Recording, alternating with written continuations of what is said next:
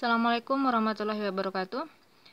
Baiklah, pada kesempatan kali ini kita akan membahas mengenai fungsi permintaan dalam konsep ekonomi manajerial. Sebelum kita masuk pada fungsi permintaan, terlebih dahulu kita akan melihat dulu pengertian dari permintaan, di mana dalam sehari-hari permintaan diartikan sebagai jumlah barang yang dibutuhkan oleh konsumen. Definisi permintaan juga diartikan sebagai berbagai jumlah barang atau jasa yang diminta oleh pembeli pada berbagai kemungkinan tingkat harga pada periode tertentu dalam suatu pasar. Dalam konsep manajerial, fungsi permintaan diasumsikan sebagai secara matematis sederhana, di mana fungsi permintaan dapat dituliskan sebagai berikut. Nah, di sini kita bisa melihat ada QD atau quantity of demand, di mana fungsi dari permintaan ini adalah P, kemudian PS, kemudian PK, kemudian Y, kemudian T, kemudian POP atau POP. Di mana keterangannya adalah QD merupakan jumlah barang yang diminta. Kemudian P adalah harga barang yang bersangkutan, kemudian PS adalah harga barang substitusi, kemudian PK adalah harga barang komplementer, Y adalah pendapatan konsumen, T adalah cita rasa atau selera, POP adalah jumlah penduduk atau population. Nah, di sini kita bisa melihat faktor-faktor yang mempengaruhi fungsi dari permintaan pada sebuah produk itu tergantung kepada produk itu sendiri. Contohnya adalah fungsi permintaan pada produk kita asumsikan di sini adalah es krim, di mana QD of EC atau quantity of demand dalam es krim ini, di mana fungsinya adalah P, T, S, dan C. Pemahaman dari masing-masing fungsi ini adalah kita ketahui QD EC adalah permintaan produk es krim, kemudian P adalah price atau harga, kemudian T adalah taste atau selera konsumen terhadap es krim, PS adalah produk pesaing, C cuaca. Nah, artinya dari persamaan di atas, permintaan terhadap produk es krim, di mana faktor-faktor yang mempengaruhi dari produk es krim itu pertama adalah harga es krim, kemudian selera konsumen terhadap produk itu sendiri, kemudian produk-produk pesaing, cuaca. Maksud cuaca di sini adalah cuaca panas, dingin, atau hujan akan mempengaruhi permintaan terhadap produk dari es krim tersebut. Artinya, jika cuaca panas, otomatis produk dari es krim atau permintaan dari produk es krim ini akan meningkat. Dan jika cuaca dingin atau hujan, tentu saja permintaan terhadap produk es krim ini akan menurun. Itu asumsi yang digunakan dalam fungsi permintaan. Dan artinya, tentu saja faktor-faktor lain seperti pendapatan tidak terlalu berpengaruh terhadap permintaan konsumen terhadap produk atau ketersediaan kredit terhadap produk. Nah, kita kembali lagi.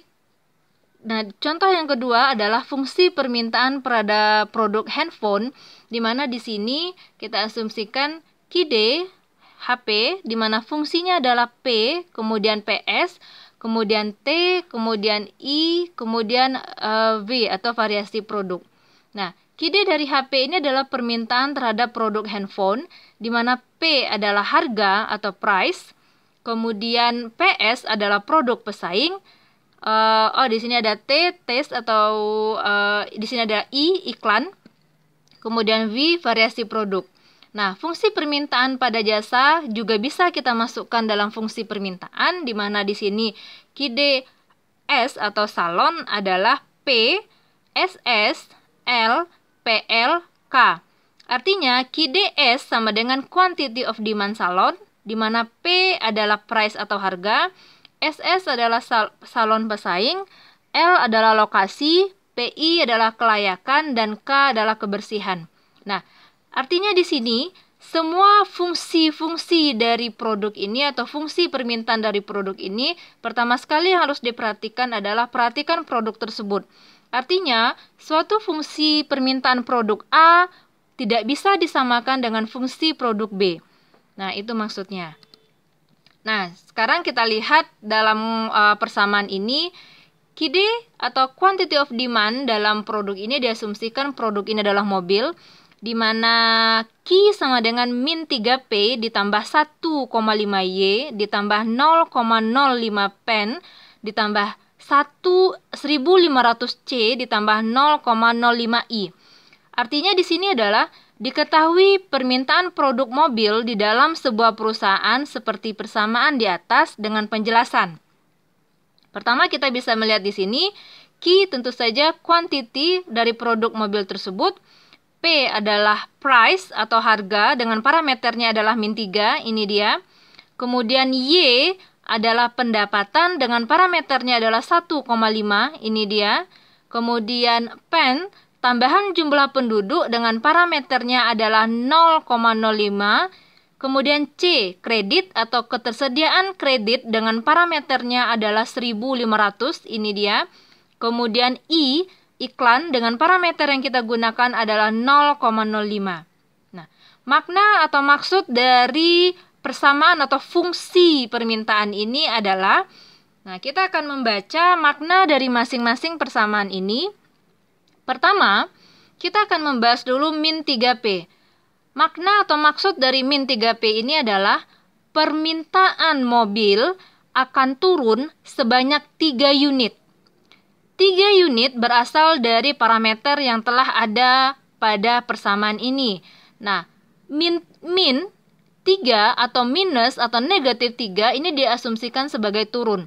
Artinya, permintaan akan produk mobil turun sebanyak 3 unit untuk setiap kenaikan harga sebesar 1 juta. Nah, kemudian yang kedua, di sini kita lihat 1,5Y. Maknanya adalah permintaan mobil akan naik. Dikarenakan ini positif, berarti asumsinya naik sebanyak 1,5 unit untuk setiap kenaikan pendapatan disposable rata-rata sebesar 1 juta. Artinya, jika pendapatan masyarakat rata-rata naik sebesar 1 juta, maka permintaan akan mobil juga akan naik. Nah, berikutnya kita akan melihat di sini 0,05 pen.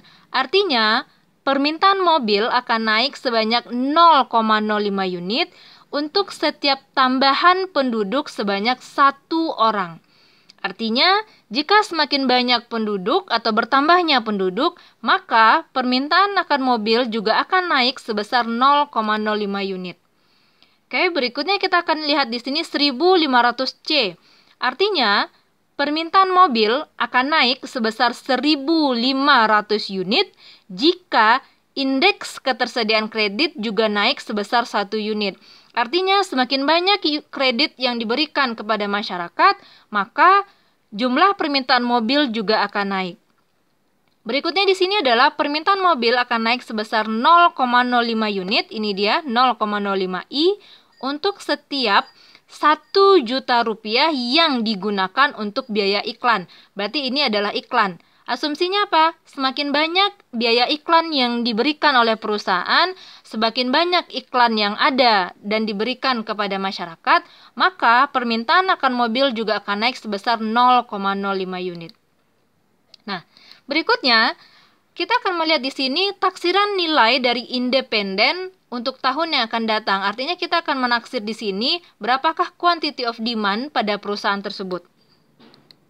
Oke, berarti di sini ini adalah ketentuan, di mana ketentuan di sini pertama kita bisa lihat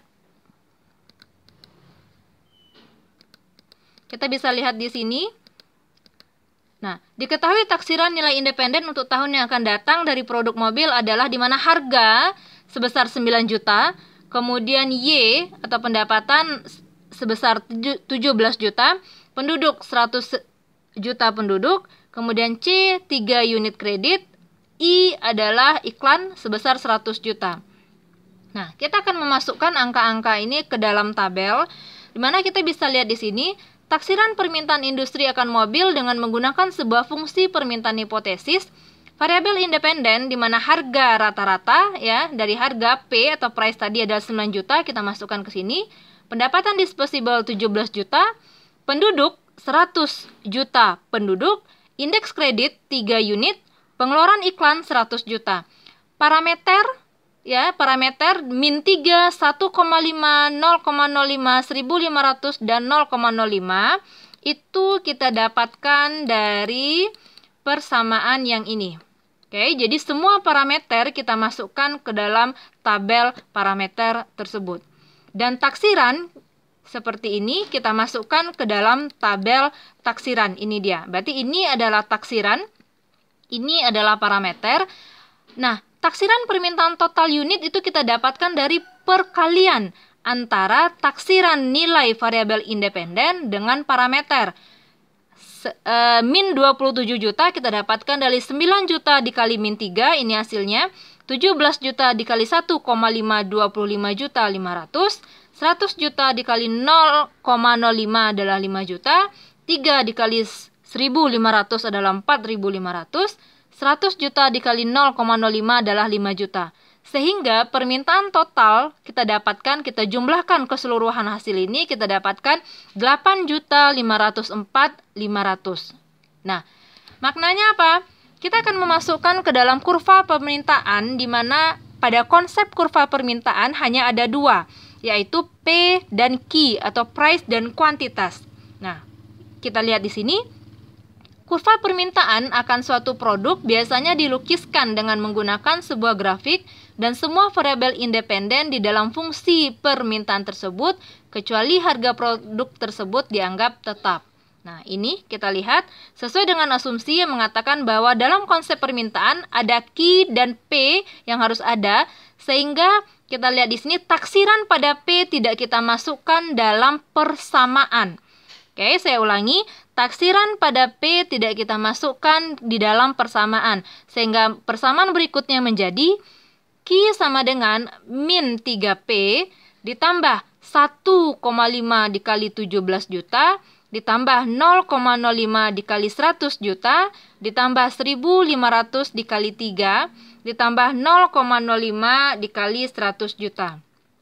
Nah, artinya ini akan menjadi min 3P ditambah 25.500 ditambah 5 juta ditambah 4.500 ditambah 5 juta.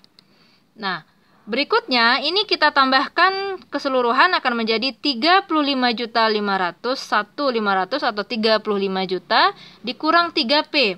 Sehingga persamaan di atas akan disajikan secara grafis untuk hampir semua produk. Nah, tampak bahwa penurunan harga akan meningkatkan jumlah produk yang diminta, begitupun sebaliknya. Pertama, kita akan menyelesaikan dulu nilai Q atau quantity pada persamaan tersebut. Kita punya persamaan 1, di mana Q sama dengan 35.500 sekian dikurang 3P. Nah, kita asumsikan di mana P adalah 0, sehingga 35.504.400 dikurang 3P. P kita asumsikan 0, 3 dikali 0, 0, sehingga quantity adalah 35 juta. Nah, berikutnya kita akan mencari nilai dari P atau price, di mana 35 juta sekian dikurang 3P, ini adalah persamaan kedua. Nah, di sini kita asumsikan yang quantity-nya adalah 0, sehingga Q sama dengan 35 juta dikurang 3P. 3P kita pindahkan ke samping, sehingga minus hilang menjadi positif, sehingga 35 juta dikurang Q, di mana Q ketika pindah ruas menjadi minus. Nah, ingat Q kita jadikan 0, sehingga 3P sama dengan 35 juta dikurang 0, 3P sama dengan 35 juta, P sama dengan 35 juta dibagi 3, sehingga hasil dari harga dari mobil itu adalah 11 juta. Nah, kita telah mendapatkan dua titik, yaitu dengan nilai Q sama dengan 35 juta sekian, P 11 juta sekian, sehingga kita masukkan ke dalam persamaan kita, atau maaf, kita masukkan ke dalam kurva kita akan menjadi P, ya, ini adalah price atau harga dalam juta per mobilnya, berarti di sini adalah poinnya di sini 11 juta, dan 35 juta adalah kuantitas dari produk yang diminta. Baiklah, sekian dari pembahasan kita mengenai fungsi permintaan dalam konsep ekonomi manajerial, di mana di sini fungsinya adalah kita memaknai dari masing-masing variabel independen pada fungsi permintaan tersebut, maknanya apa, kemudian kita membuat taksirannya, dan berikutnya kita bisa membuat kurvanya seperti ini dengan masing-masing nilai Q dan P yang telah kita dapatkan, yaitu P sebesar 11 dan Q sebesar 35. Sekian pembahasan kita mengenai fungsi permintaan, dan berikutnya kita akan masuk kepada elastisitas permintaan.